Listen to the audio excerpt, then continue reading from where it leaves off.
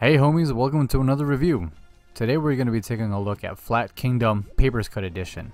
This game was previously released on Steam about 5 years ago, but is now making its console release. It will be released on Switch, PS4, PS5, Xbox One, Series S, and Series X.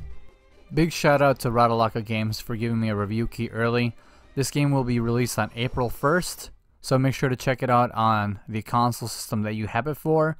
And as always, make sure to check out their website. I've already covered two other games, Royal Frontier and MC Rotor. If you want some quick fun at a reasonable price, make sure to check out the reviews and see what the games are for you, and then make the purchase yourself. But with that being said, let's head straight into the review. So, what is Flat Kingdom about? Good question. That's probably why you're here. Let me give you some knowledge.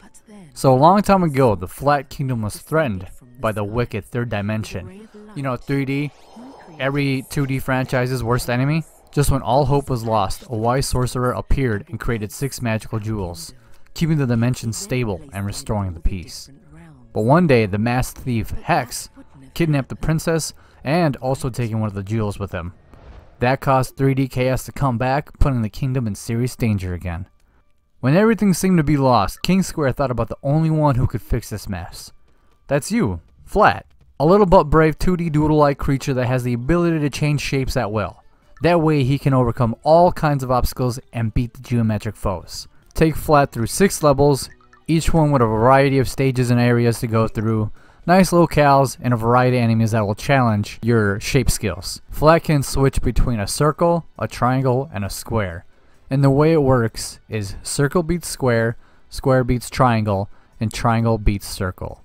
There's a section in the beginning of the game that shows how shapes are beaten through enemies and icons in the background. Enemies will have a distinct, or maybe sometimes not so distinct shape to them. Some of them will need multiple shapes in order to be defeated. You need to look very closely at the enemy because sometimes they might not have a shape until they start attacking, and that's your cue to change into the shape that will beat them. And if for some reason you can't keep the shape, which one beats what, there is a assist on the options menu. This will just leave an icon on the bottom right, and it'll show you which shape beats what. The combat is very rock, paper, scissors, but the aesthetics remind me a lot about Super Paper Mario without the 3D dimension aspect. Everything looks cute and flat, 2.5D. Everything has a very storybook look to it. Hard edges for the most part. A lot of the levels are super colorful. There's a lot of variety.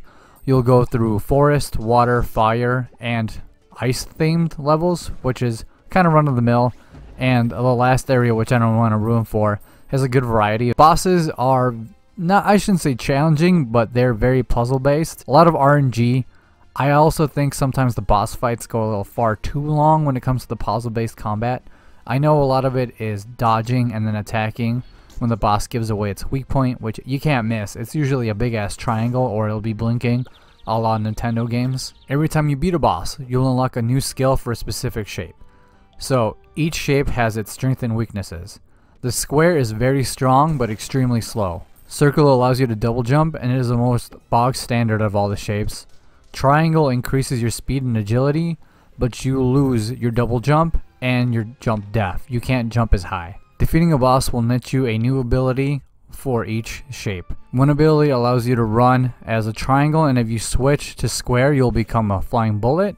Circle, you'll eventually be able to glide as you do your double jump. Triangle, you'll be able to stick to walls as you'll become a flying shuriken.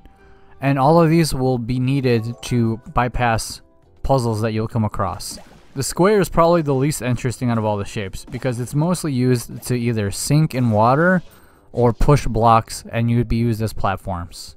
The stage layout is more like Crestvania. If you remember Demon's Crest, which is an old game for the Super Nintendo system developed by Capcom, you're able to go back to stages after learning new abilities, and it's not one cohesive overworld like Metroid is. That's why they're called Crestvanias versus a Metroidvania. That being said, once you get these new abilities, you're able to go back to certain stages and unlock new paths, which you'll need to do to access the final level of the game. Alongside going back those stages, each stage has 80 coins. You can only reach some coins with certain abilities.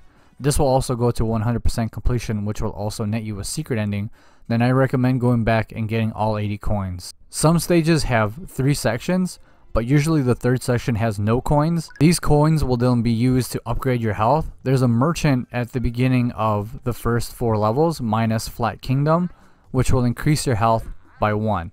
And each harp costs 200 coins. There are also scrolls written around the levels, but these don't really seem to affect completion rate as far as I know. I think the game usually just follows coins and not scrolls. I missed a few scrolls and I was still able to get the true ending. Now I may be wrong, and if I am, please feel free to correct me. The game is super lighthearted. It's a lot of fun, especially when you're looking for something to just come back home to and chill and relax. Flat Kingdom is a cute, fun, simplistic game. There's nothing complex about it. I think the rock, paper, scissors aspect is the most interesting thing about it. You don't ever actually punch anything. You just outright beat it with rock, paper, scissors. And that's cute. It's got great color to it, and the music is great. The music was actually composed by Manami Matsume, who also made Mega Man and Shovel Knight. Some of these themes slap. I particularly like the underwater themes. For some reason, I always seem to jive with underwater themes, minus the water temple from Legend of Zelda. So if you're looking for some nice simple fun to just come home to and let your mind unwind without too much thinking, or you're just looking for a nice colorful platformer with an interesting take on the platformer formula, then I believe that Flat Kingdom Papers Cut Edition is definitely for you. It's coming out for most consoles and it's already out on Steam. If you want to grab yourself a copy, it's going to cost you $7.99 US dollars or $7.99 pounds for you European folks. There's not much here after beating the game. All you really have to do is go back and collect all the coins to get the true ending, but after that, the game's pretty much 100% completed. It'll offer you nothing more after that, unless you just want to stroll and, you know, kill 2D dimensional bunnies. Which I hope you don't, because that's very cruel of you. Thanks again, guys, to coming to the review of Flat Kingdom Papers Cut Edition.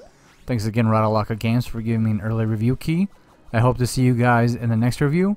And you guys better get ready for House of the Dead, because that comes out in about a week. And this page is going to be littered with that. And if that's what you want to see more of, please subscribe, leave a like, please leave a comment and let me know if this was helpful. And I'll see you guys in the next video. Bye-bye, homies.